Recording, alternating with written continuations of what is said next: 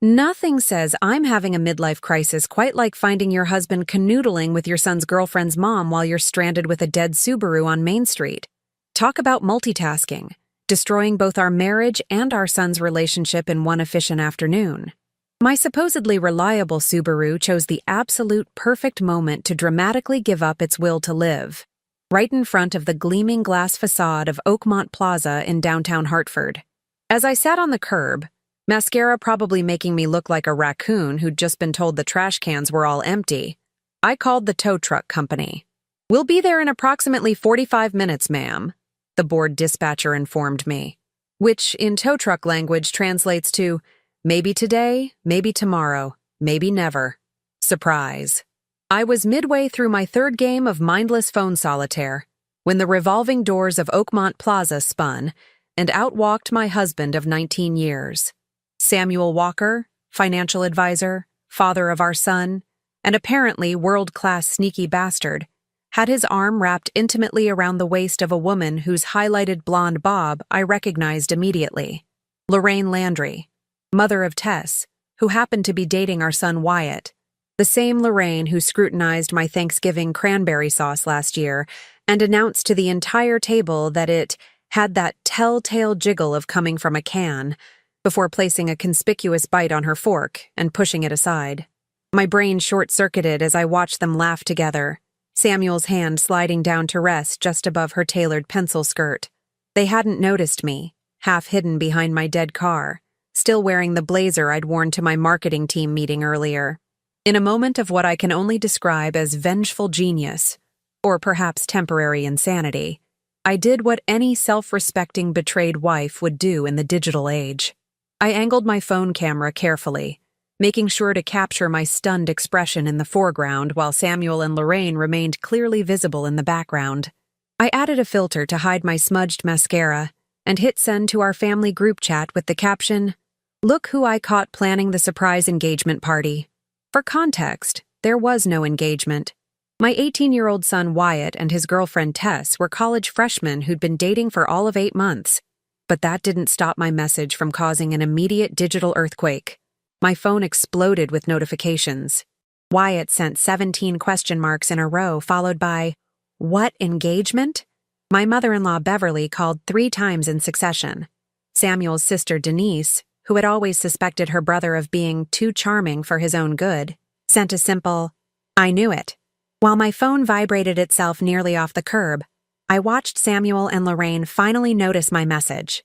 Their faces transformed from laughter to horror in a synchronized display that should qualify them for the Olympics of "oh shit" expressions. Samuel's phone appeared in his hand instantly. I declined his call with a swipe that felt more satisfying than any stress ball I'd ever squeezed. Lorraine was frantically typing on her phone too, likely trying to explain to her daughter why she was wrapped around her boyfriend's father like a cashmere scarf on a cold New England day. I stood up, brushed off my pants, and approached them with the calm demeanor of a woman who had just set fire to her life and was quite enjoying the warmth. "Shirley," Samuel's voice cracked like he was 13 again, "this isn't what it looks like," I finished for him, enjoying how his Adam's apple bobbed nervously. "Of course not. It never is it?" Lorraine stepped forward, her Botoxed forehead attempting and failing to form a concerned wrinkle. "Shirley, we were just discussing the surprise engagement party, I know." I smiled so widely my cheeks hurt. "That's what I told everyone. Very thoughtful of you both to be so involved in our children's lives. So involved." Before either of them could respond, my phone rang. It was Tess calling. I answered and put it on speaker. "Mrs. Walker, is Wyatt proposing to me?" Her voice trembled with a mixture of confusion and excitement. "He's not answering my calls. And my mom isn't either, and—" "Oh, sweetie," I cut in, staring directly at Lorraine, whose complexion had gone from spray-tanned gold to ghostly white. "Why don't you ask your mother? She's right here with me and your future father-in-law." I held out the phone. Lorraine looked at it like I was offering her a live grenade. "Tess, honey," she finally stammered, "there's been a misunderstanding." "Mom? What are you doing with Wyatt's dad? I thought you were showing houses in Glastonbury today." Samuel's eyes darted between my face and the phone, his mouth opening and closing like a goldfish that had just realized its bowl was actually a blender. "I need to go," I said pleasantly, ending the call. "My tow truck just arrived. But don't worry, I've already unblocked our joint credit card so you can take a nice Uber home, Samuel. Or perhaps Lorraine can give you a ride. She seems very accommodating." As if on cue, the AAA truck pulled up beside my dead Subaru, the driver hopping out with a clipboard. I turned and walked away from the wreckage, both automotive and marital, with the strange lightness that comes from knowing you've just changed the trajectory of your life with one impulsive text message. By the time I slid into the passenger seat of the tow truck, my phone showed 27 missed calls and 43 new messages. I silenced it and looked at my wedding ring. The diamond caught the afternoon light, sending little rainbows across the dashboard. 19 years, one son now in college, a mortgage on our West Hartford Colonial, and a lab retriever mix named Cooper, who still expected us both to come home tonight. "Where to, ma'am?" the driver asked. "Applebee's on Farmington Avenue," I replied. "I'm organizing a family meeting." As we drove away, I caught a glimpse of Samuel and Lorraine in the side mirror, still standing frozen on the sidewalk. I'd always considered myself the stable one, the planner who kept our family running while Samuel charmed clients and brought home commissions. Little did he know I was also the strategist who would dismantle our marriage with the same efficiency I used to organize our tax documents every April. I pulled up the banking app on my phone and took a screenshot of Samuel's recent transactions. $179 at La Maison Dorée restaurant last Thursday, when he claimed to be at a client dinner, $312 at Tiffany & Co.'s 3 days ago, and multiple charges at Hartford Grand Hotel, conveniently located in, guess where, Oakmont Plaza. "Check and mate, Samuel," I murmured, forwarding the screenshots to my personal email as the first additions to what would soon become my divorce dossier. The driver glanced at me in the rearview mirror. "Rough day?" I laughed, feeling the hysterical edge to it but not caring. "Let's just say I'm having an unexpected career change. From marketing manager to private investigator to divorce plaintiff, all in one afternoon. And the most terrifying part? I couldn't wait for what came next. The Applebee's hostess looked at me like I'd asked for a table at Le Bernardin when I requested somewhere private, preferably with good acoustics for an emotional breakdown. We have a corner booth?" she offered, twirling a laminated menu nervously. "Perfect. I'll need seating for 6 people, unlimited mozzarella sticks, and your strongest non-alcoholic beverage because I'm about to orchestrate the suburban equivalent of Game of Thrones' Red Wedding." I smiled sweetly. Just with less actual bloodshed and more passive-aggressive comments about who gets to keep the KitchenAid mixer, I settled into the vinyl booth and began arranging the evidence like a prosecutor prepping for a career-making case. Bank statements, hotel receipts, and screenshots of texts I'd extracted from our shared iPad. Samuel never did figure out that the cloud synced everything. For a financial advisor, he was remarkably dense about digital footprints. My phone rang again. Wyatt. "Mom, what's happening? Dad's not answering, Tess is crying, and Grandma Beverly keeps asking if she needs to buy a mother of the groom dress." "Honey," I said calmly, "your father and Tess's mom have been playing an adult version of 7 Minutes in Heaven for what appears to be several months now. There's no engagement party. That was just my creative way of exposing their little affair to the family WhatsApp all at once. Very efficient, don't you think?" Silence. "Then, are you having a nervous breakdown? Should I call someone?" "Already did. I've invited your father, Tess, her mother, Aunt Denise, and your grandmother to Applebee's at 5:30. You should come too. I ordered those potato twisters you like." I paused. "And sweetheart, this isn't a nervous breakdown. It's a strategic dismantling of 19 years of lies with a side of ranch dressing." Wyatt arrived first, sliding into the booth with the shell-shocked expression of someone whose parents and girlfriend's mother had just detonated his entire concept of family. He'd driven straight from UConn's campus, still wearing his university sweatshirt. "Mom, please tell me this is some kind of weird midlife crisis joke." I slid my phone across the table, open to a gallery of evidence I'd labeled, "Reasons Mommy and Daddy Are Getting Divorced." Wyatt scrolled through it, his face cycling through disbelief, disgust, and finally, that distinctly teenage expression that says, My parents are not only embarrassing, but apparently complete disasters as human beings. Dad's been sleeping with Tess's mom? For how long? He finally managed. Based on the credit card evidence, at least 6 months. Remember when he suddenly started using that cologne that smells like a lumberjack dipped in vanilla extract? That was your first clue. Wyatt dropped his head into his hands. This is going to destroy Tess. Actually, I said, sipping my virgin strawberry daiquiri, I think it's going to make Thanksgiving a lot less awkward. No more pretending to like Lorraine's dry turkey and judgmental comments about my cranberry sauce. The restaurant door swung open, and in walked Tess, her blonde hair pulled back in a messy ponytail, eyes red-rimmed. She spotted us and hurried over, sliding in next to Wyatt. Mrs. Walker, please, under the circumstances, call me Shirley. Shirley, she corrected, voice cracking. My mom says there's some misunderstanding? That she and your husband, Mr. Walker, were plotting behind our backs to make inappropriate life choices that affect everyone? Yes, that part's accurate. I passed her a mozzarella stick. Comfort food helps. Trust me. Tess took it absently. But they're saying they weren't, auditioning for a spot on a reality show called Hartford's Most Shameless? I supplied. Let's wait for them to arrive so they can explain exactly what my husband's credit card was doing at the Hartford Grand Hotel 7 times in the last month. The door opened again, and in walked Samuel and Lorraine, looking like 2 people heading to their own execution.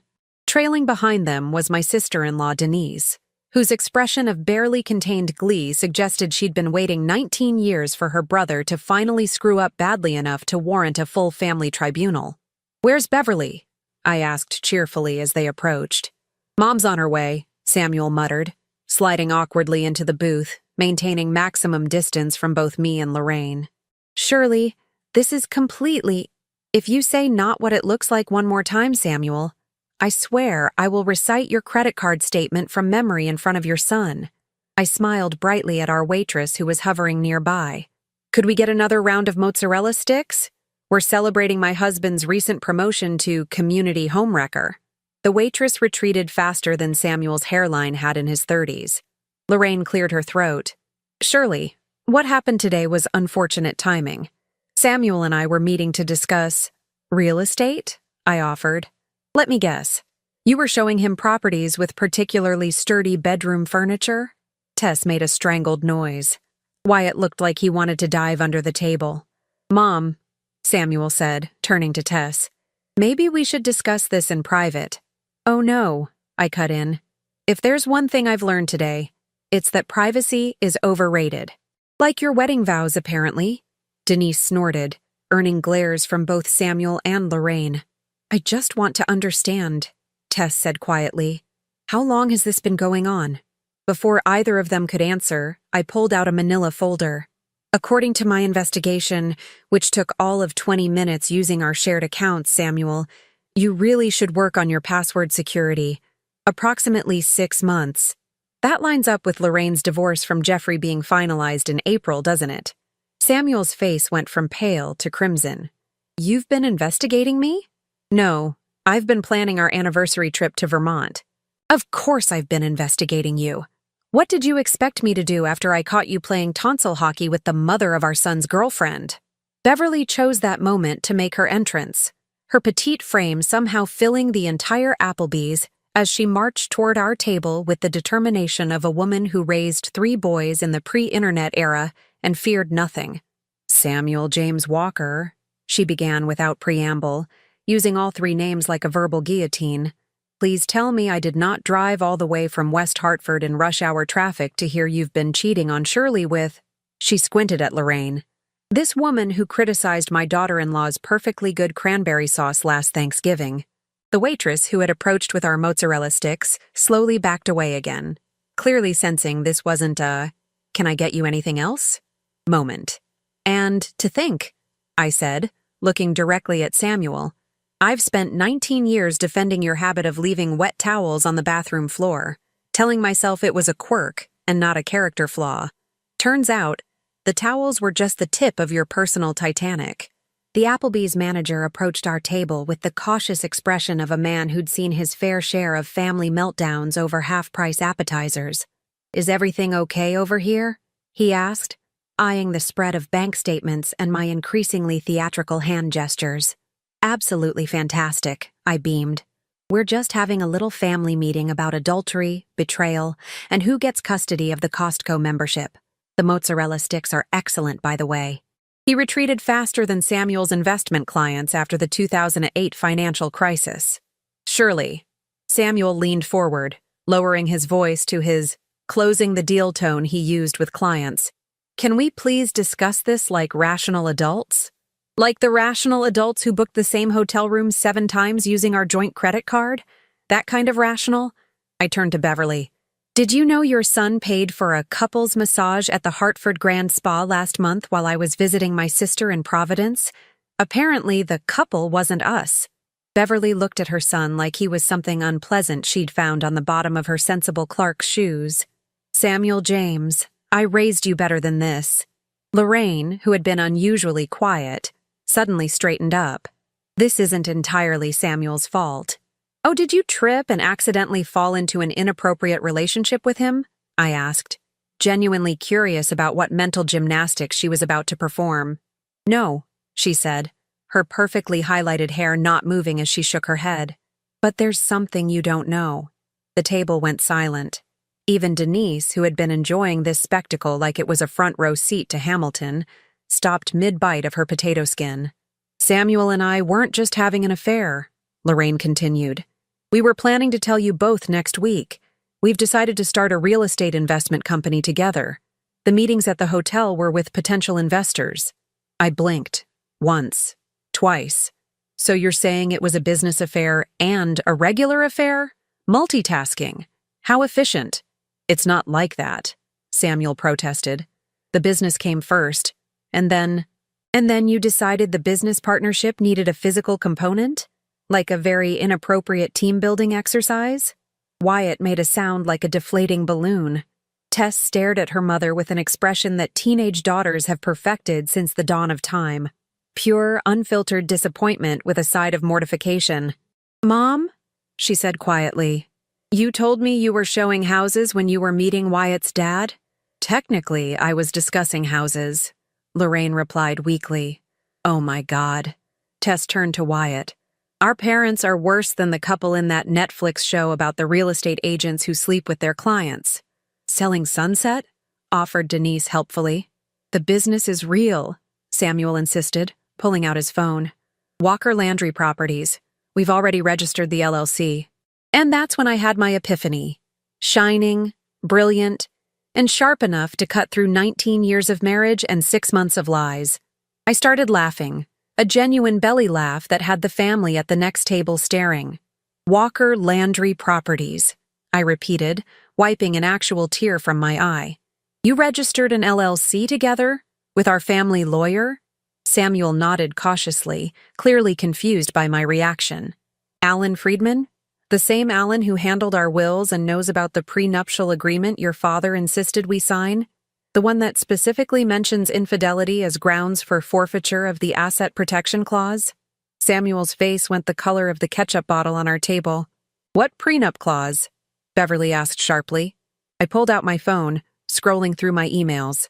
The one where if either party is proven to have committed infidelity, they forfeit their claim to the appreciated assets acquired during marriage.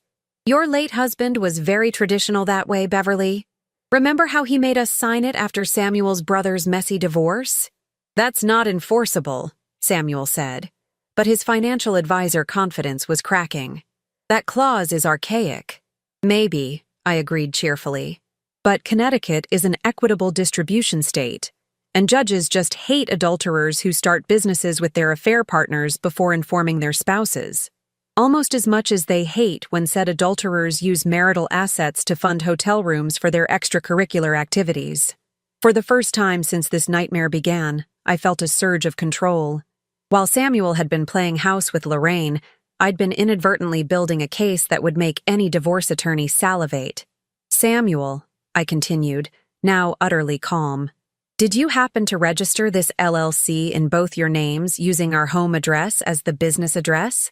The home that's still in both our names? His silence was confirmation enough. And Lorraine, as a real estate agent, did you advise him on this setup?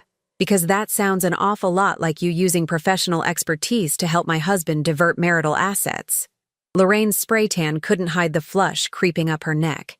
Mom, Wyatt interrupted, what are you saying? I'm saying, I smiled, gathering my evidence into a neat stack, that while your father thought he was being clever, he was actually documenting his affair in triplicate and filing it with the state of Connecticut. I stood up, smoothing my blazer. Now, if you'll all excuse me, I need to make a quick phone call. I hear the law offices of Diana Martinez are excellent for high-asset divorces involving documented infidelity.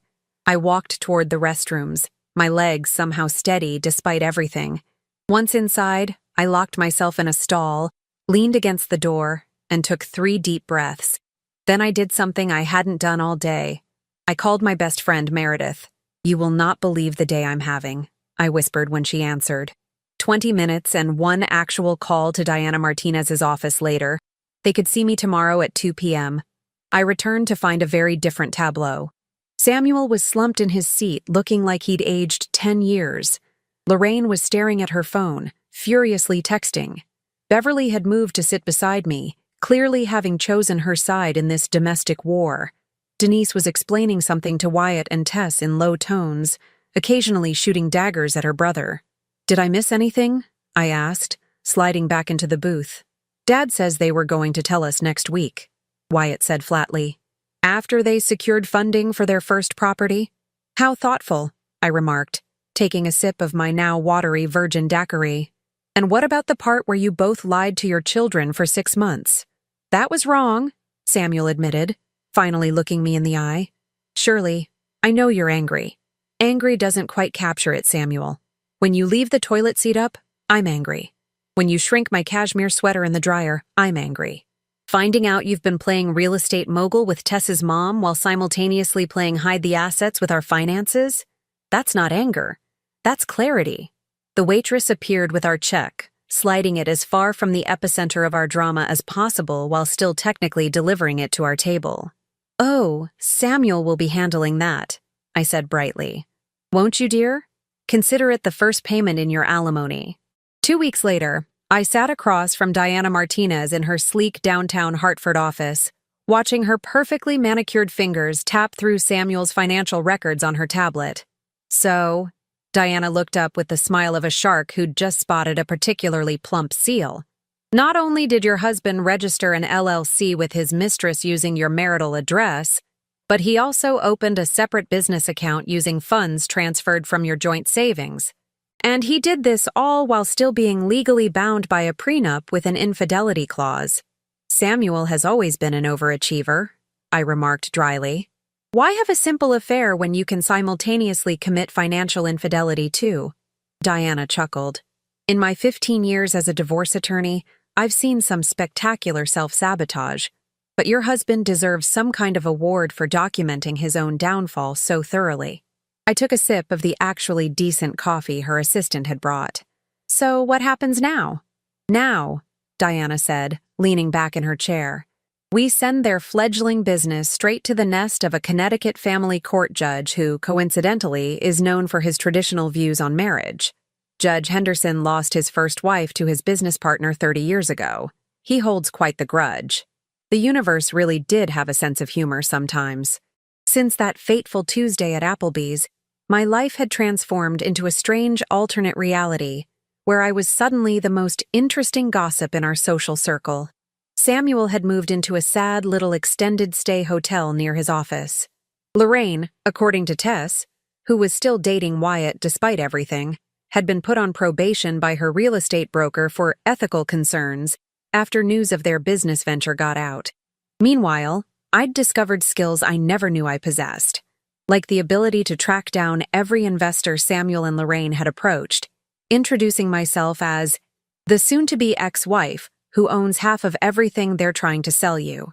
Amazing how quickly potential investors lose interest when they realize they might be purchasing a lawsuit along with their property shares.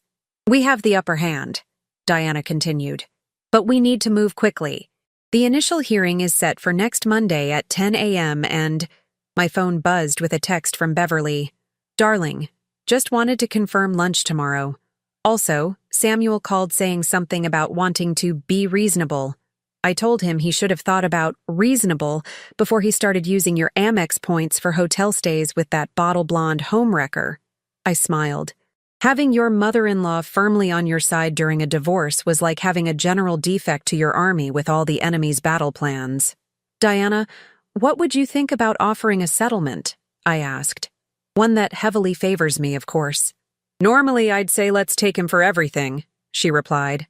But a quick settlement would save you months of stress and legal fees. What did you have in mind? I outlined my proposal. By the time I finished, Diana was looking at me with newfound respect. Mrs. Walker, you missed your calling as a divorce attorney. I spent 19 years married to a financial advisor. I learned a thing or two about leveraging assets. 2 days later, we sat in a conference room at Diana's office. Me, Samuel, and his attorney, a nervous young man who kept glancing at Diana like she might bite him. Which, professionally speaking, she absolutely would. Let's be clear, Diana began. We have documented evidence of infidelity, misuse of marital assets, and attempted diversion of funds. In Connecticut, that's the trifecta of you're screwed in divorce court. Samuel's attorney shuffled his papers. My client is willing to offer a fair division of... We're not here for your offer, I interrupted. We're here for your acceptance of ours. Diana slid the proposal across the table. I watched Samuel's face as he read it. Confusion, then shock, then outrage, then the slow, dawning realization that he had no leverage whatsoever. This is highway robbery, he spluttered. You want the house, 70% of our investments, full ownership of my retirement accounts, and the Subaru? The Subaru that broke down and exposed your affair? It seems fitting. Consider it karma with a warranty. And what exactly am I supposed to get? He demanded. Freedom from the prenup consequences you triggered, which would actually leave you with far less, Diana answered smoothly. Plus, Mrs. Walker is generously allowing you to keep your clothing, your golf clubs, and the business contacts you haven't already alienated by trying to start a company with your mistress. Samuel turned to me, desperation evident. Surely, we were together 19 years. Doesn't that count for anything? It counted for everything, Samuel. That's why I'm allowing you to keep Cooper every other weekend. Our dog still loves you, which says more about his loyalty than yours. Later that evening, as I was relaying the details to Wyatt over dinner at the Cheesecake Factory, his choice, not mine. Apparently, emotional trauma calls for oversized portions and a 14-page menu. He shook his head in disbelief. So Dad basically has to start over? At 45? He'll survive, I assured him, spearing a piece of avocado egg roll. The settlement allows him to keep his job and his client list. He just can't access the fruits of our joint labors that he was so casually willing to share with Lorraine. Wyatt frowned. About that? Tess told me they've called off their business partnership.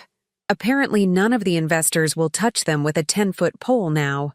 How tragic, I said, not bothering to hide my smile. Who could have predicted that a business built on deception might face trust issues? Mom, you didn't... I may have sent a few emails, I admitted. Just introducing myself as the legal co-owner of half their prospective business assets. Pure courtesy, really. Wyatt looked torn between horror and reluctant admiration. Remind me never to cross you. That's wise. I raised a smart boy. I patted his hand. Speaking of Tess, how are things going with you two? Weird, but okay. We've bonded over having the most embarrassing parents in Connecticut.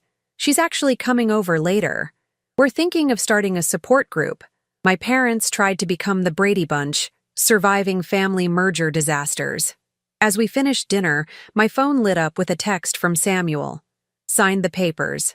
Diana will file tomorrow. For what it's worth, I'm sorry. 19 years, reduced to a text message apology. When I got home, I walked through the house that was now officially mine alone. I poured myself a glass of the expensive Cabernet Samuel had been saving for a special occasion, kicked off my shoes, and settled onto the couch. Cooper jumped up beside me, resting his head on my lap with a contented sigh. It's just us now, Coop. I scratched behind his ears. Well, Except for the weekends when you have to pretend to be happy to see your father while he feeds you those terrible processed treats. My phone buzzed again.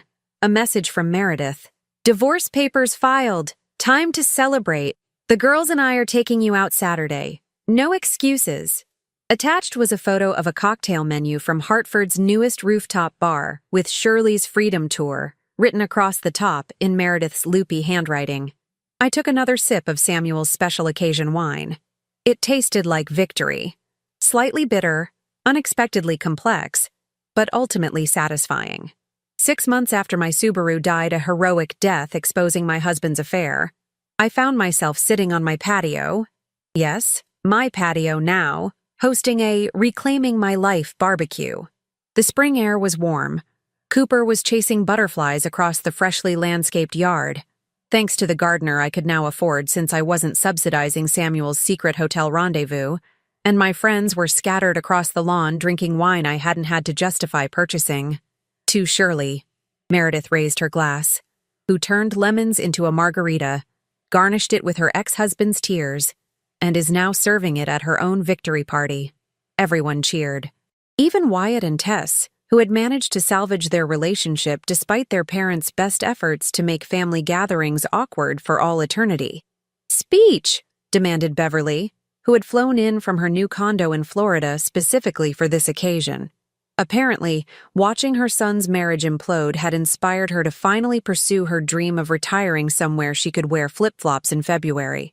I stood, feeling surprisingly steady for someone 3 glasses into a Sunday afternoon.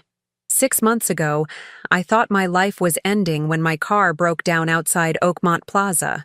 Turns out, it was just beginning. I glanced around at the faces of people who had carried me through the darkest winter of my life. They say when one door closes, another opens. What they don't tell you is that sometimes you need to slam that first door so hard the whole house shakes. And change the locks, added Denise, who had appointed herself my personal divorce cheerleader. The interesting thing about betrayal, I continued, swirling my wine thoughtfully, is how it forces you to confront who you really are. For 19 years, I was Samuel's wife, Wyatt's mother, the woman who remembered to buy toilet paper and schedule the chimney cleaning. I was so busy maintaining our life that I forgot to have my own. I gestured to the newly painted blue door of my house, a color Samuel had always vetoed as too coastal for our traditional colonial. Now, I'm just Shirley. Shirley, who painted her front door the color of the Mediterranean because she felt like it. Shirley, who booked a solo trip to Portugal for her birthday. Shirley, who finally took those ceramics classes she's been talking about since 2015. Shirley, who crushed her ex-husband in divorce court, Meredith interjected. Well, yes, that too, I laughed. But strangely, that's not the victory that matters most. I looked over at Wyatt, who was watching me with a mixture of pride and mild embarrassment, as all children view their parents when they're being reflective in front of an audience. The real win wasn't getting the house or the investments. It was discovering that I'm actually pretty good at handling crisis. And I make much better financial decisions than my certified financial advisor ex-husband, which is both ironic and oddly satisfying. As if on cue, my phone buzzed with a text from Samuel. Cooper left his heart medication at my place, dropping it off tomorrow. Samuel was now living in a modest condo across town, driving a used Hyundai, and dating a pharmaceutical sales rep named Kimberly, who, according to Wyatt's reluctant reconnaissance, was actually pretty nice and doesn't criticize anyone's cranberry sauce. Lorraine had fared less well. Her real estate broker had quietly asked her to join a different agency, citing reputational concerns. She'd moved to Glastonbury to restart her career, which conveniently put her in a different school district than the one where other mothers had taken to calling her the home wrecker, and not because of her skills with a sledgehammer during renovations. Tess had forgiven her mother, but with the kind of conditional teenage forgiveness that came with frequent reminders of her transgression. Remember when you nearly ruined my relationship by sleeping with my boyfriend's father?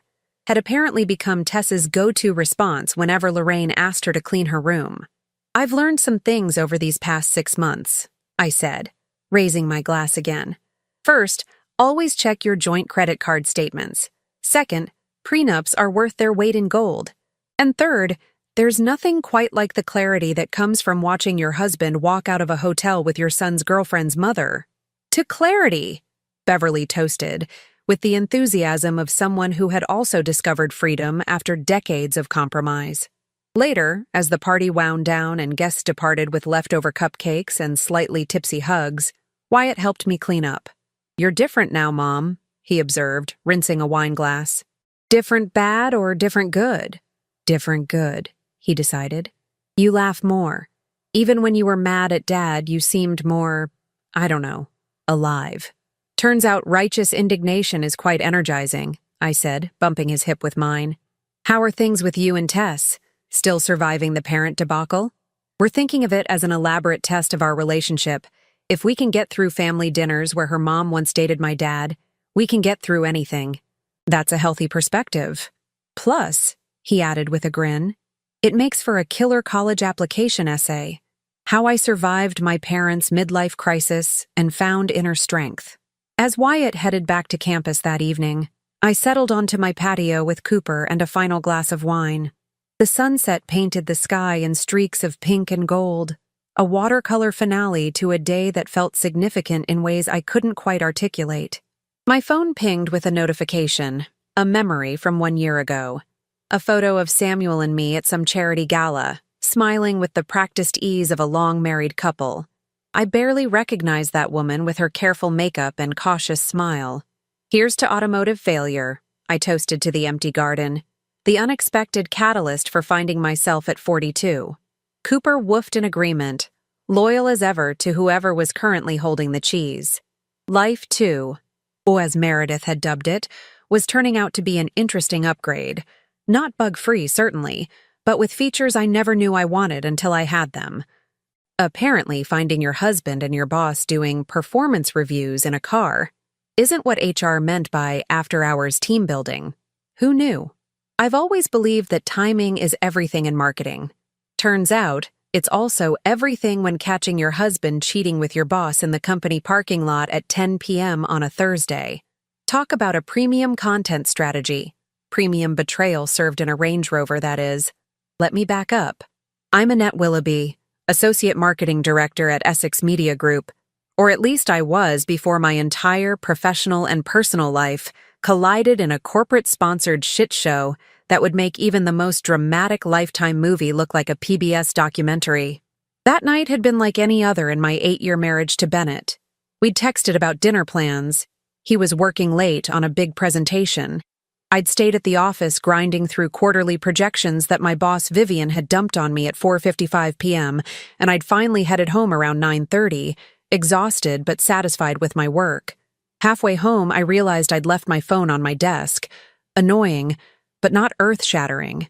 I turned around, drove back to our office park in the quiet part of Westfield, Connecticut, and pulled into the nearly empty parking lot.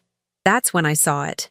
Bennett's Range Rover, parked in the far corner under a broken light. At first, I thought, how sweet, he came to surprise me with dinner.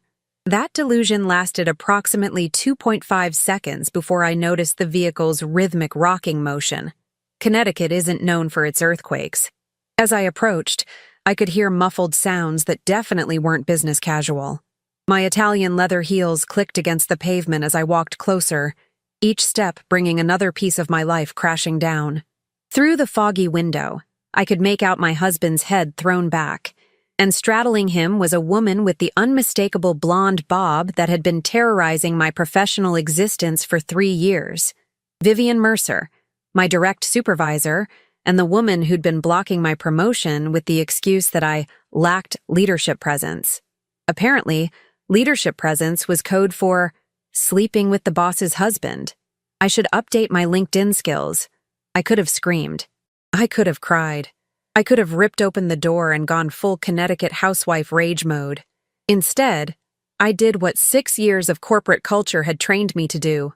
I knocked on the window professionally, like I was interrupting a meeting that had run long, and smiled my best client-facing smile. The look on their faces when the window rolled down. Priceless. If I hadn't been experiencing cardiac arrest disguised as calm, I might have taken a picture for our company's Candid Culture bulletin board. "Please don't stop on my account," I said, my voice steady despite the Category 5 hurricane raging inside me. I just forgot my phone. But while we're all here, Vivian, should we discuss my performance review now? Or would you prefer to finish performing with my husband first? Bennett's face drained of color. Annette, this isn't what it looks like. I finished for him. Honey, I'm in marketing. I know exactly what a product demonstration looks like. I just didn't realize you were the product and Vivian was the target demographic. Vivian, still awkwardly positioned and fumbling with her blouse buttons, attempted to regain her authoritative tone.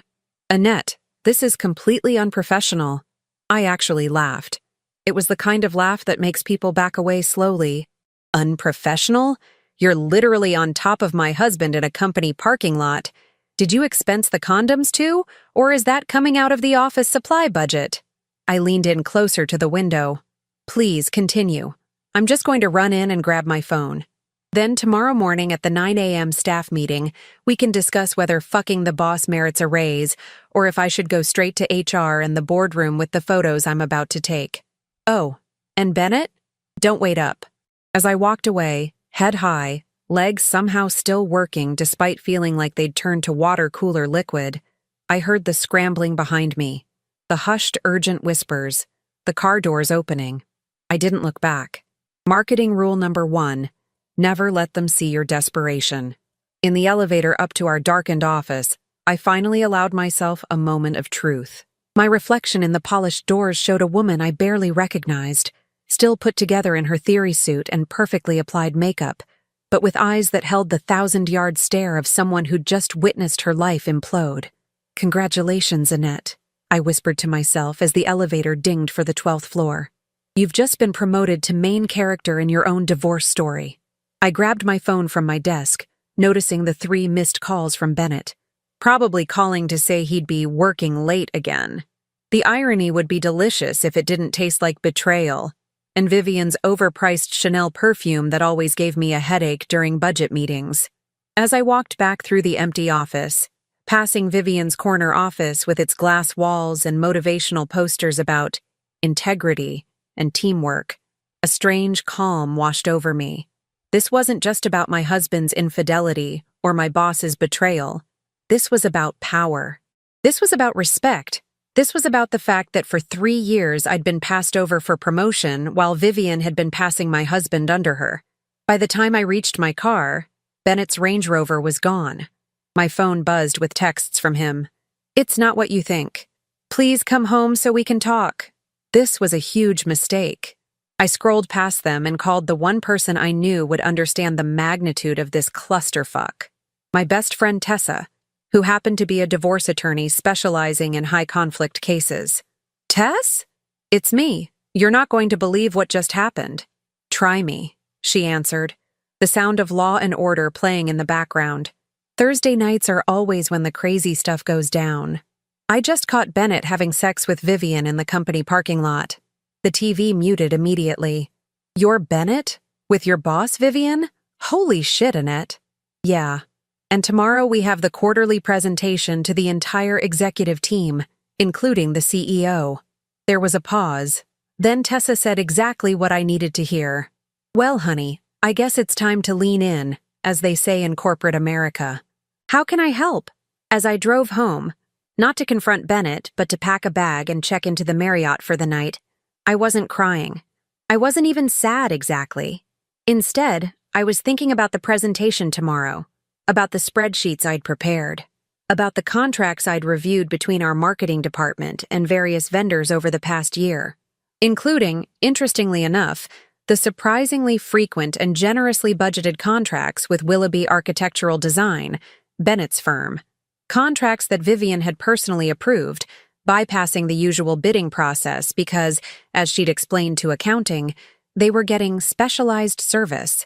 Well, now I knew just how specialized that service was. By the time I checked into my hotel room, I wasn't plotting revenge. I was planning a strategy. In marketing, we call it a pivot. In real life, they call it scorched earth. I spent the night at the Marriott plotting my next move while Bennett blew up my phone with the textbook cheater's playbook. It was a mistake. It only happened a few times. She came on to me, and my personal favorite, I was thinking about you the whole time. Right, because nothing says, I love my wife, like having your pants around your ankles with her boss. By morning, I had 17 missed calls, 32 text messages, and one crystal-clear mission. I showered, put on my power suit, the crimson one that Vivian once said was a bit much for client meetings, and headed to Essex Media Group for the 9 a.m. executive presentation with the composure of someone who hadn't just caught her husband playing hide the architectural blueprints with her direct supervisor. The Westfield office lobby was buzzing with the usual Friday morning energy.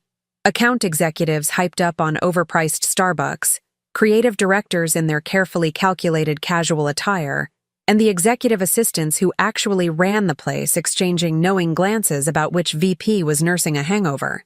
As I walked toward the conference room, people greeted me normally, which confirmed that news of last night's parking lot performance hadn't made the company gossip Slack channel yet. That would change approximately 47 minutes from now. I rounded the corner to see Vivian standing outside the boardroom, looking immaculate in her designer suit, but with the unmistakable darting eyes of a woman wondering if she still had a career. When she spotted me, her expression cycled through surprise, fear, and finally settling on her default, condescension with a side of corporate passive aggression. "Annette," she said with forced brightness, "I wasn't sure you'd make it this morning. You seemed upset last night." I smiled with all the warmth of a New England winter. "Vivian, I wouldn't miss this for the world. I've been preparing for it for months. Though apparently not as thoroughly as you've been preparing with my husband." She lowered her voice to an urgent whisper. "Look, we need to talk about this like adults. What happened was a performance issue?" I suggested. "Don't worry. I'm sure HR has a training module for that. Probably calls it Boundaries in the Workplace or How Not to Mount Your Subordinate's Spouse 101. The color drained from her professionally contoured face. "Annette, please. This could ruin both of us." "Both?" I raised an eyebrow. "That's funny because I'm not the one who turned the company parking lot into a drive-in theater for adultery." Before she could respond, Douglas Caldwell, our 61-year-old CEO with his trademark bow tie and perpetually confused expression, approached us. "Ladies, ready for the big presentation? The whole board is here today." "Absolutely, Douglas," I beamed. "I've prepared some materials I think will really open everyone's eyes." Vivian shot me a panicked look as we filed into the boardroom. The executive team and board members were settling in with their coffee and pastries, blissfully unaware they were about to get front-row seats to the corporate equivalent of a reality TV showdown. As we took our seats, my phone buzzed with a text from Bennett. "Please don't do anything you'll regret. I love you. We can fix this." I looked at his message and thought about the last 8 years of marriage, the house in Westfield we'd renovated together, the holidays with his parents, Marjorie and Richard, who treated me like the daughter they never had, the decision to focus on our careers instead of having children, a choice we'd made together over wine on our 5th anniversary, agreeing that our ambitions needed space to grow. I texted back, "You're right. Let's not make any hasty decisions we'll regret." Then I stood up and walked to the front of the room for my portion of the presentation. "Good morning, everyone," I began, clicking to my first slide. "Today, I'd like to discuss something critical to our company's integrity: vendor relationships and contract oversight." Vivian's coffee mug froze halfway to her lips. I continued with professional poise. "As you know, Essex Media Group works with dozens of vendors, but I've noticed some interesting patterns over the past 3 years that warrant closer examination." Click. A chart appeared showing the growth of contracts awarded to Willoughby Architectural Design, Bennett's firm, which had mysteriously increased 347% since I'd been passed over for promotion in favor of Vivian. This particular vendor has received $1.2 million in contracts over the last 3 years, all approved directly by Director Mercer, bypassing our standard bidding process. The boardroom shifted uncomfortably as I clicked to the next slide. Copies of emails between Vivian and Bennett discussing meetings that coincided with late nights when both had told me they were working. What's particularly interesting is the pattern of communication between Director Mercer and this vendor, which suggests a relationship extending beyond professional boundaries. Douglas Caldwell leaned forward, bow tie slightly askew. "Annette, Where exactly are you going with this? I smiled the smile of someone who'd found the receipt for her own replacement. I'm going toward transparency, Douglas. See, what happens in the dark eventually comes to light.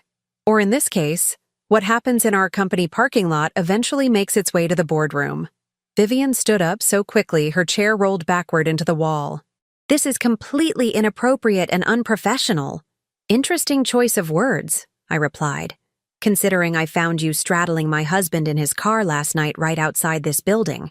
The room erupted in gasps, followed by the awkward silence that only comes when highly paid executives realize they're witnessing something their conflict resolution training never covered.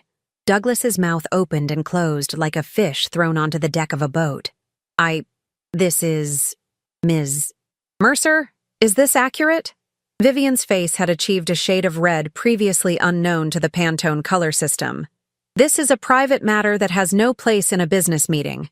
It stopped being private, I cut in, when you used company resources, company time, and company contracts to facilitate your affair with my husband.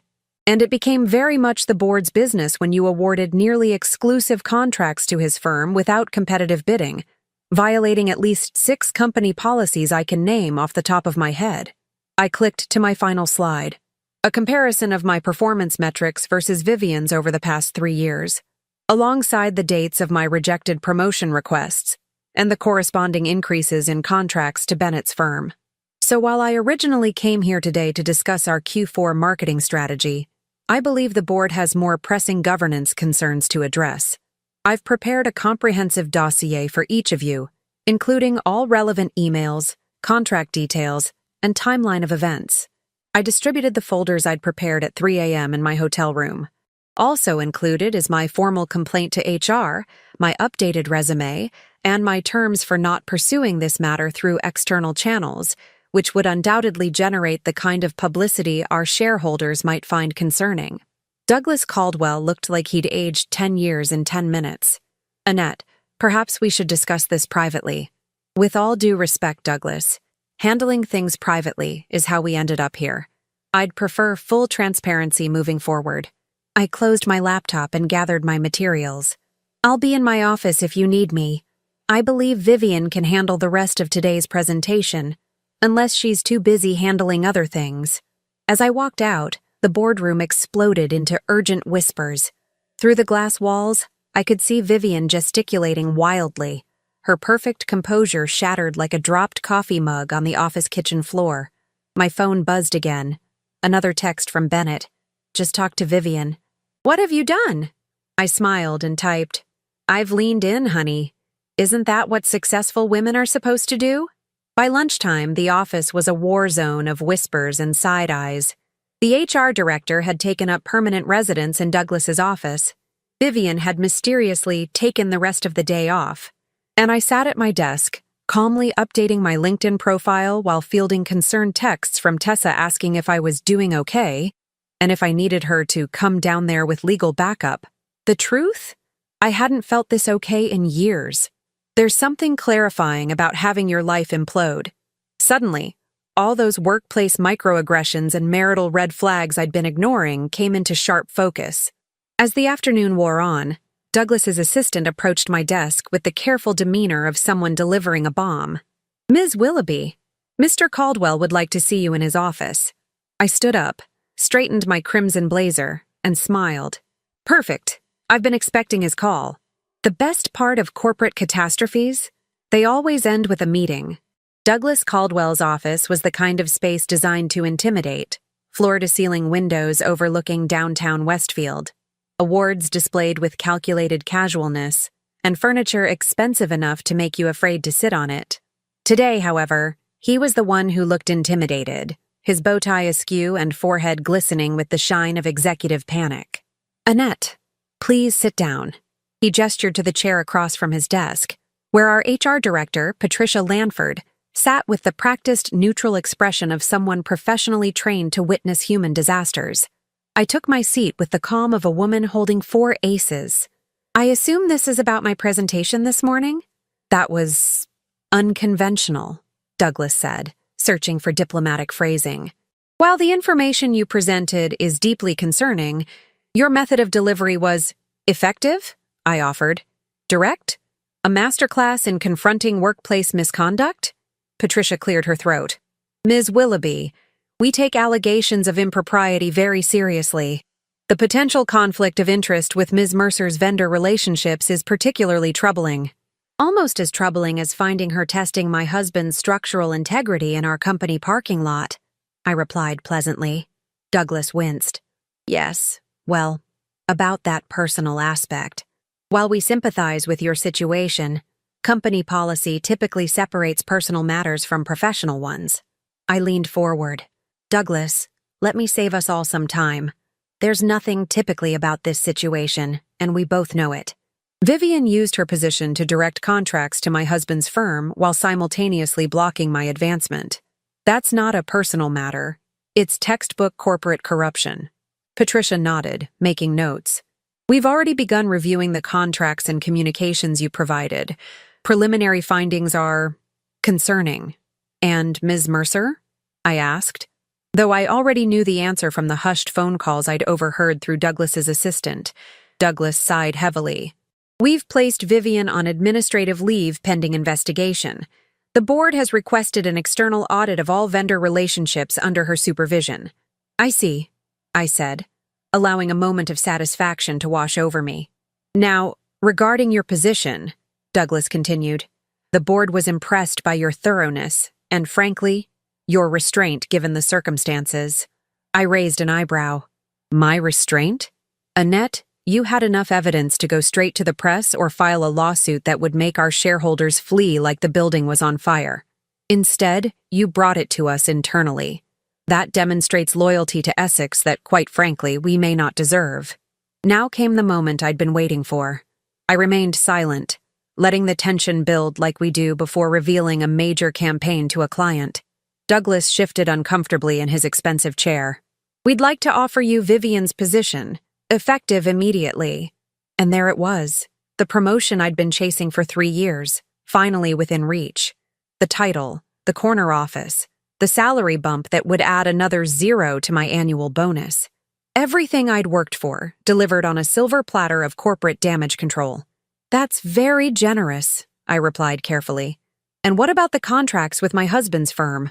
Patricia jumped in. Those will be suspended pending review, of course. We'll need to establish proper vendor protocols moving forward. I nodded, thinking about Bennett, who'd sent 17 more increasingly desperate texts throughout the day, each one making my blood pressure climb another point. I appreciate the offer, Douglas. I'll need the weekend to consider it. His face registered surprise. He'd clearly expected me to jump at the opportunity. Of course, take the time you need. Though the board would appreciate an answer by Monday morning, we need to stabilize the marketing department quickly. Understood. Is there anything else? Douglas exchanged glances with Patricia.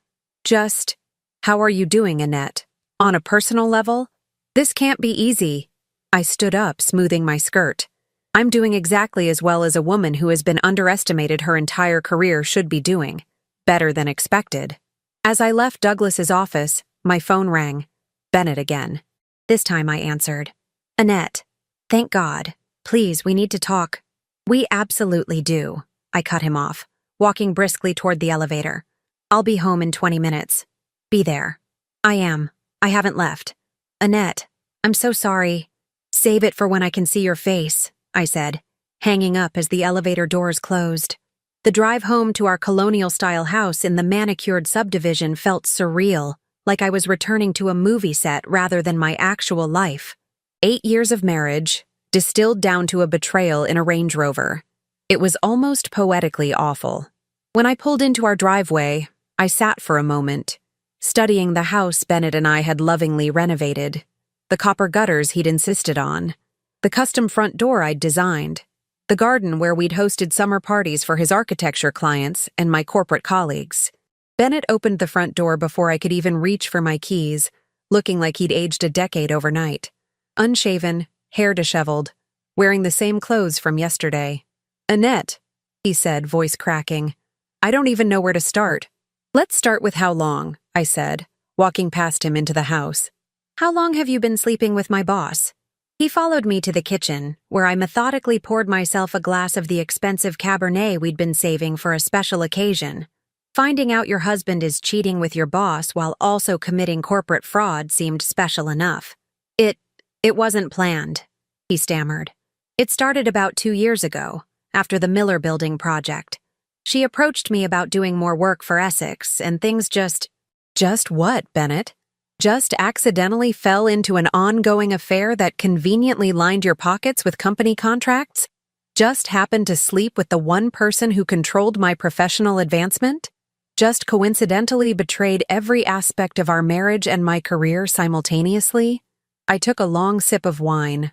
That's quite the multitasking achievement. He sank into a kitchen chair, head in his hands. The contracts were legitimate work. My firm did everything we billed for. At twice the market rate without competitive bidding, I added. They've suspended all your contracts, by the way. External audit pending. His head snapped up, panic washing over his face. They can't do that. Those projects are half our annual revenue. And there it was. His first concern wasn't our marriage, but his bottom line. Sometimes people tell you exactly who they are if you just give them enough rope. Interesting priorities, Bennett. Tell me, was screwing my boss worth screwing your business too? He stood up, pacing the kitchen we'd remodeled last spring. This will ruin us, Annette. Not just me, us, our finances, our house, everything we've built. I set down my wine glass with deliberate care. They offered me Vivian's job today. Bennett froze mid-pace. What? Director of Marketing, corner office, executive compensation package. Everything I've worked for these past 6 years. Relief washed over his face. That's great news, right? You take her position, I fix things with the contracts, we can move past this whole mess. I laughed, the sound echoing off our imported Italian tile backsplash. Wow, you really think it's that simple? That I just step into her job and forget I found you two playing hide the salami in our company parking lot? I made a terrible mistake, he pleaded. But we can fix this. Think about our future, everything we've planned. I studied him. This man I'd loved, built a life with, trusted completely. Now I saw him clearly for perhaps the first time. Not the charming architect who'd swept me off my feet, but a calculating opportunist who'd leveraged our marriage for business advantage. Our future, I repeated slowly, an idea forming in my mind. Yes, let's talk about that. I reached for my phone, pulling up my calendar. You know what? You're right. We shouldn't make hasty decisions. Here's what we're going to do. I'm going to Tessa's for the weekend. You're going to stay here and think about exactly what you want to say to me. And Monday morning, after I give Douglas my answer about the promotion, we'll talk. Relief flooded Bennett's face. That sounds reasonable. I promise, Annette, I'll make this right. As I packed an overnight bag, Bennett hovered anxiously. So you'll accept the position? I zipped my bag closed. I'm considering all my options. And us? He asked, voice small. I looked at him, the man who'd shared my bed for 8 years while secretly sharing Vivian's as well. That depends on what I decide to do with the information I have. As I drove to Tessa's condo downtown, my mind was racing. Not with grief or rage, but with crystal clear strategic planning. By the time I pulled into her driveway, I wasn't just considering Douglas's job offer. I was designing something much more satisfying. Tessa opened her door, took one look at my face, and handed me a glass of wine. You've got that look. What look? I asked, settling onto her sofa. The one that says someone's about to learn why they should have never underestimated you. She sat across from me. Spill it. What are you planning? I smiled, taking a sip of wine. Let's just say I found a unique opportunity for corporate restructuring. By Monday morning, Tessa and I had crafted a plan so beautifully vindictive that it bordered on art. I arrived at Essex Media Group at 7:30 a.m., 2 hours before my scheduled meeting with Douglas, dressed in a navy power suit that I'd previously avoided because Vivian once commented it made me look too aggressive for client meetings. Today, aggressive was precisely the look I was going for. The office was eerily quiet without Vivian's usual morning parade of demands and micromanagement. I used the time to set up in the conference room, arranging materials with the precision of someone preparing for a surgical strike rather than a corporate meeting.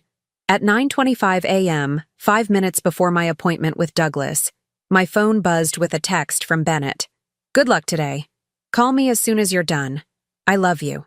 I placed my phone face down without responding. Some messages didn't deserve acknowledgement, much like some husbands didn't deserve loyalty.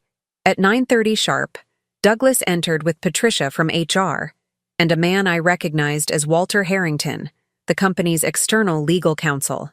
Interesting. They clearly expected this to be more than a standard job acceptance meeting. "Annette, good morning," Douglas said, his bow tie perfectly aligned today, a sure sign he'd prepared extensively. "Thank you for taking the weekend to consider our offer." "Of course," I smiled, though I've actually expanded my considerations beyond just the director position.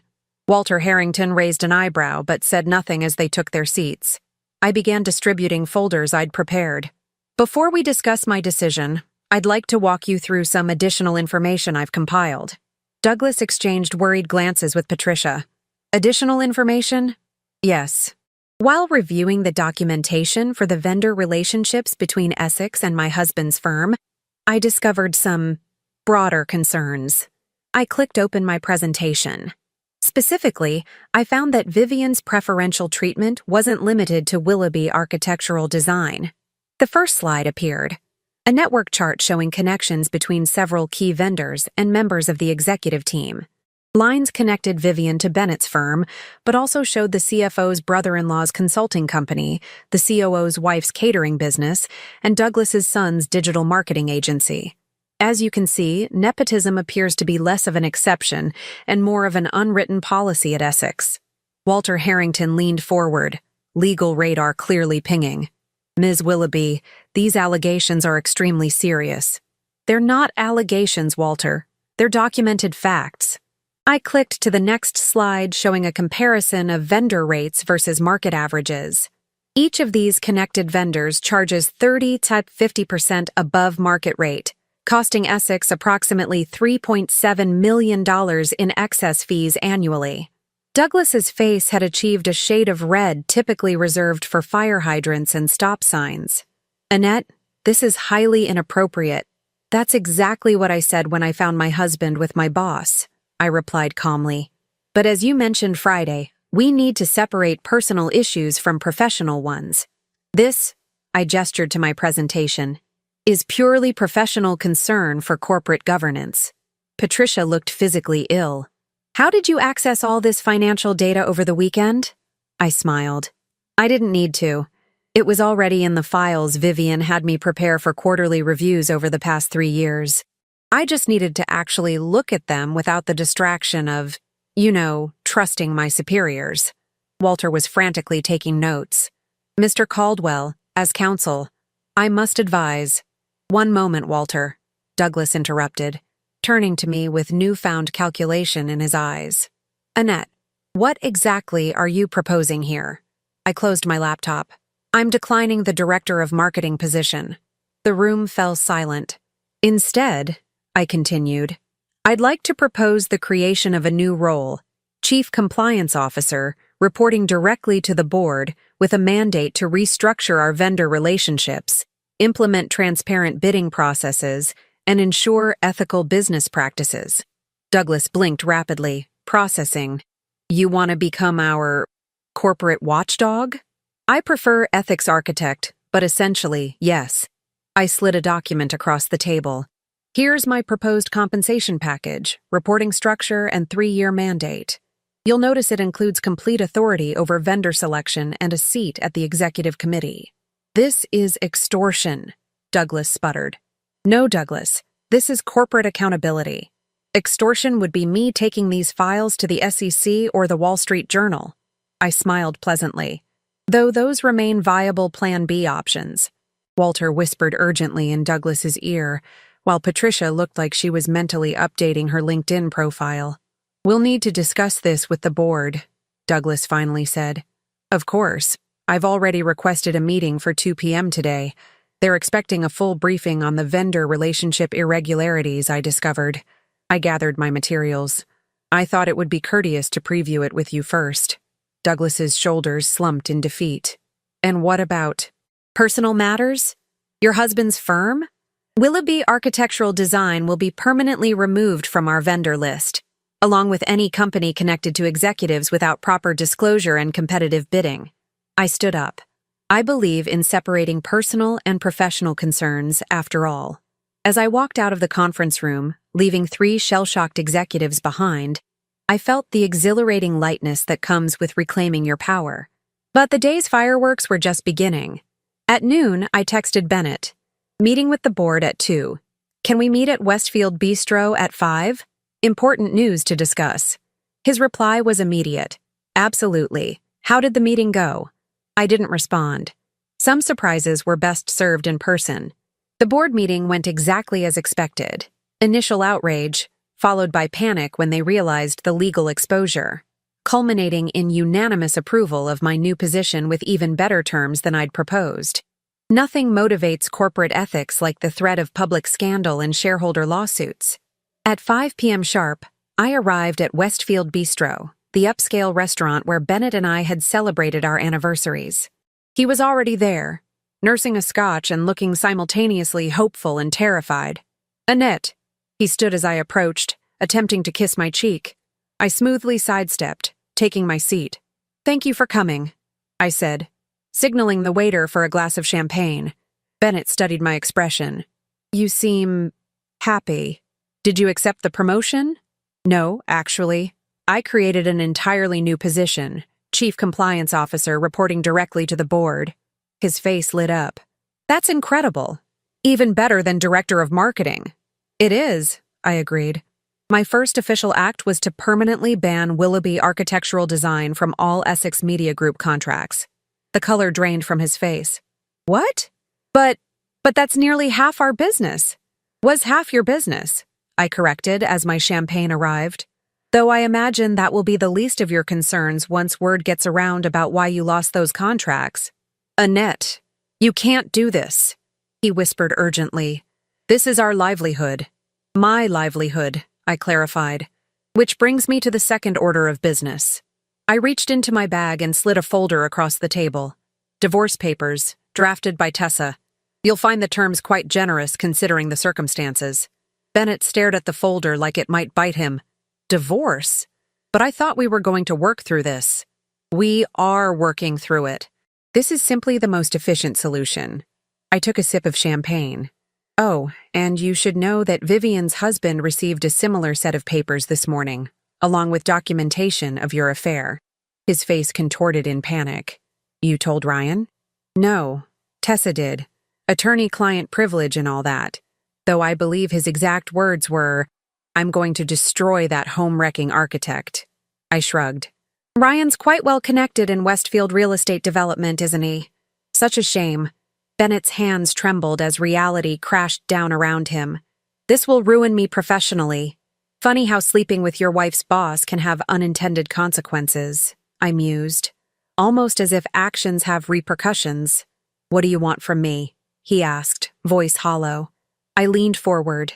"I want you to sign those papers, pack your things, and be out of our house by Friday. I want you to agree to my terms without a fight. And most of all, I want you to remember this moment the next time you think about betraying someone who trusted you." I stood, leaving my champagne untouched. "One last thing. I've frozen our joint accounts pending the divorce settlement. Your business accounts should remain operational, though I imagine they'll be rather quiet for the foreseeable future." As I walked away, he called after me, "Annette, please, we can fix this." I turned back with a smile that could freeze lava. "It is fixed, Bennett. Just not in the way you hoped." Outside the restaurant, I finally let myself exhale fully for the first time in days. My phone buzzed with a text from Tessa. "How did Operation Architectural Destruction go?" I typed back, "Beautifully. The demolition is complete. Wine at your place tonight to celebrate?" In the corporate world, they call it restructuring. In marriage, they call it divorce. But in the satisfaction department, I call it justice served with a side of career advancement. 6 months can change everything. Just ask my ex-husband, who now runs a one-man architectural consulting business from a studio apartment in Stamford after most of Westfield mysteriously decided they didn't need his services. Or ask my former boss Vivian, who, according to LinkedIn, is now a self-employed marketing consultant. Corporate code for unemployable after a scandal. As for me, the nameplate on my corner office door reads, Annette Willoughby, Chief Compliance Officer. A title that strikes fear into the hearts of nepotistic executives everywhere at Essex Media Group. The company's ethics watchdog, Douglas calls me with a nervous laugh whenever he introduces me to business partners. The way he tugs at his bow tie when I enter a room suggests he's still waiting for the other shoe to drop. Good. A healthy dose of paranoia does wonders for executive honesty. My first quarter in the role transformed Essex's vendor relationships completely. We implemented transparent bidding processes, slashed inflated contracts, and redirected $2.3 million in savings toward employee benefits and bonuses. Turns out corporate ethics can actually be profitable when you're not funneling cash to your relatives. The divorce was finalized last month. Quick, clean, and devastating to Bennett's side of the ledger. Tessa earned every penny of her legal fees, crafting a settlement that left me with the house, the investments, and a satisfying percentage of Bennett's diminished future earnings. His attorney looked physically pained during the final signing.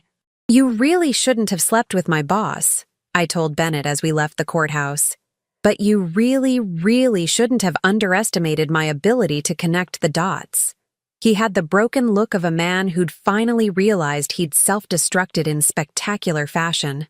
"I never thought you'd go this far, Annette. That was always your problem, Bennett. Limited vision." I smiled pleasantly. For an architect, you never could see the big picture. Today, as I sit in my new office overlooking Westfield's town center, I can't help but reflect on the peculiar equation of betrayal. How one night in a company parking lot unraveled 8 years of marriage, exposed years of corporate corruption, and completely recalibrated my life's trajectory. My phone chimes with a text from Tessa. "Singles mixer at Westfield Country Club tonight? Half the eligible men in Connecticut will be there." I smile and decline politely. The last thing I need right now is another man underestimating me. Besides, I've developed a healthy skepticism about parking lots after dark. My executive assistant knocks on my open door. "Ms. Willoughby, your 2 p.m. with the new marketing director is here." "Send him in, Jessica." And it's Annette, remember? We abandoned the Ms.-Mr. hierarchy along with the nepotism. Jessica grins. Old habits. Speaking of which, the company-wide ethics survey results came in. Highest satisfaction scores in Essex's history. Nothing builds company morale like watching corrupt executives get their comeuppance. I reply as she heads back to her desk. The new marketing director, Garrett Fleming, enters with the cautious respect of someone who's heard all the stories about how I secured my position. Smart man. Fear mixed with professional admiration is my preferred management cocktail these days. "Your proposal for the Williams campaign looks solid," I tell him after our meeting. "Just make sure all the vendor selections go through proper channels." "Absolutely." He nods vigorously. "I've heard what happens when they don't." I smile. "Just rumors, I'm sure." "Very educational rumors," he says with a nervous laugh. After he leaves, I stand by my office window, watching the Essex Media Group parking lot where my old life imploded 6 months ago. The same parking lot where, ironically, I now have a reserved space with my name on it. A small perk of executive status that amuses me daily. My phone rings. My mother-in-law, Marjorie. Ex-mother-in-law, technically, though she's made it clear the divorce was no reason to lose family ties. "Annette, darling, just checking if we're still on for lunch Sunday? Richard is making his famous pot roast. Wouldn't miss it, Marjorie. Some relationships survive even when marriages don't. Especially when your in-laws secretly always thought their son married up. People often ask if I regret how things played out. The public exposure, the scorched earth approach, the professional and personal carnage I left in my wake. They wonder if I could have handled it more privately, more gently, with less collateral damage. My answer is always the same. Regret is a luxury afforded to those who make small mistakes. Bennett and Vivian didn't make a small mistake in that parking lot. They orchestrated years of personal betrayal and professional corruption. They built an entire shadow structure of lies. And when an architectural framework is fundamentally flawed, you don't renovate. You demolish and rebuild from the foundation. So no, I don't regret a single strategic move in what Douglas now nervously refers to as the Willoughby reckoning. Sometimes the most powerful response to betrayal isn't crying in a corner or seeking therapy. It's calculated, precision-guided consequences. The strangest part? I'm actually happier now. There's something clarifying about having your life detonated. It forces you to sort through the rubble and decide what's truly worth rebuilding. In my case, that didn't include a cheating husband or a toxic workplace hierarchy. Instead, I built something stronger. A life where no one underestimates me. A career where my value is unquestioned, and a future entirely of my own design. They say living well is the best revenge. I disagree. Living well while your enemies live poorly. Now that's the premium package.